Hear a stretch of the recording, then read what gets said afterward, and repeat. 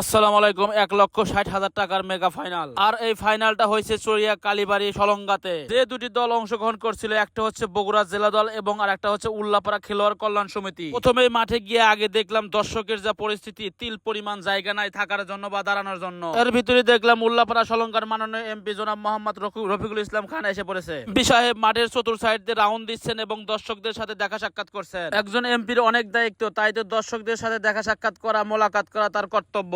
এদিকে কিন্তু দুই দলের খেলোয়াড়রা মাঠে প্রবেশ করেছেন। মাঠে প্রবেশ করার সাথে সাথে কিন্তু তাদের ব্যায়ামের যে একটা বিষয় থাকে, ব্যায়ামগুলা সেরে নিচ্ছেন। সময় স্বল্প থাকার কারণে দুই দলের খেলোয়াড়দের ডেকে মাঠে নামছেন। রেফারি, লাইন্সম্যান সহ দুই দলের খেলোয়াড়রা যখন মাঠে নামে, সুন্দর একটা পরিবেশ দেখা যায় ওই মাঠে। মাঠে নামতে নামতে কিন্তু দুই দলের খেলোয়াড়রা মোলাকাত সেরে নিচ্ছেন দুই দলের খেলোয়াড়দের সাথে। যথারীতি দুই দলের খেলোয়াড়রা যখন মাঠে নামে, মাঝ মাঠে একটা বৈঠক হয়। এখন সেই বৈঠকের পালা। বৈঠক তো হবেই, হোক, সমস্যা কি? এখন হলো আমার পালা, আমি সকল খেলোয়াড়কে ক্যামেরায় বন্দী করবো, এটাই আমার পালা। দুই দলের খেলোয়াড় এবং রেফারিকে আমি আমার ক্যামেরার ভিতরে আটকায় ফেলাইছি। দেখেন আপনারা, একটু আগে যে বললাম মাঝ মাঠে একটা বৈঠক হবো, আর এই বৈঠকে হচ্ছে গিয়ে মাননীয় এমপি সাহেব কিছু কথা বলবো, খেলাটা উদ্বোধন করে দেবো, এটাই হচ্ছে বৈঠক। খেলা শুরু হওয়ার আগে মাঝ মাঠে যে কিছু কথাবার্তা বলে, এটা কিন্তু কম বেশি সব খেলাতেই হয়। নেতা খেতারা আছে এবং কিছু গণ্যমান্য ব্যক্তিরা এই কথাগুলো বলে থাকেন। সেই হিসেবে এমপি সাহেব কিছু কথা বলেই কিন্তু খেলাটা শুরু করে দিবেন। এখন এমপি সাহেবের কথা বলা শেষ, দুই দল আলাদা হয়ে গেছে। তারপরে কিন্তু তারা একটু একটু প্র্যাকটিস করতে এসে বাঁশি দেওয়ার আগ পর্যন্ত। খেলা শুরু হওয়ার আগে আপনারা দেখেন উল্লাপাড়া খেলোয়াড় কল্যাণ সমিতির খেলোয়াড়দের নাইজেরিয়ান আছে একটা, তেসলা জামিল সহ অনেক তারকা আছে এই দলে। এটা যেহেতু বিগ একটা মেগা ফাইনাল, সেই হিসেবে খেলা শুরু হতে একটু কথাবার্তা বলাই নাই, তার কারণে একটা সুযোগ পাইছে প্লেয়াররা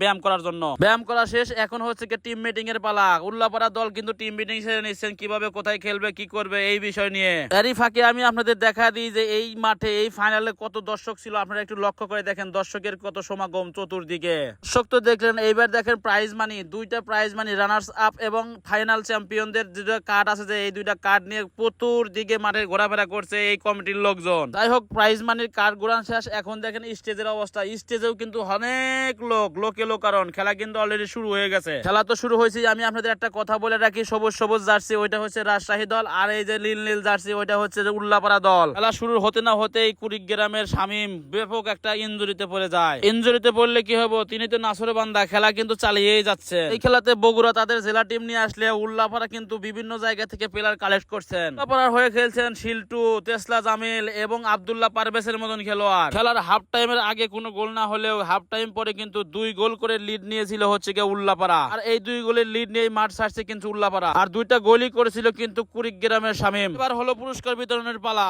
প্রথমে রেফরি পেলনকে পুরস্কার দিচ্ছেন, তারপরে 2 গোল করা শামীমকে ম্যান অফ দ্য ম্যাচের পুরস্কার হাতে তুলে দিচ্ছেন কমিটি। যারা আমরা এই ভিডিওটা দেখছেন সবাইকে ধন্যবাদ। লাইক কমেন্টের পাশাপাশি শেয়ার করে দিবেন। সবাই সুস্থ থাকবেন, ভালো থাকবেন। আসসালামু আলাইকুম ওয়া রাহমাতুল্লাহি ওয়া বারাকাতুহু।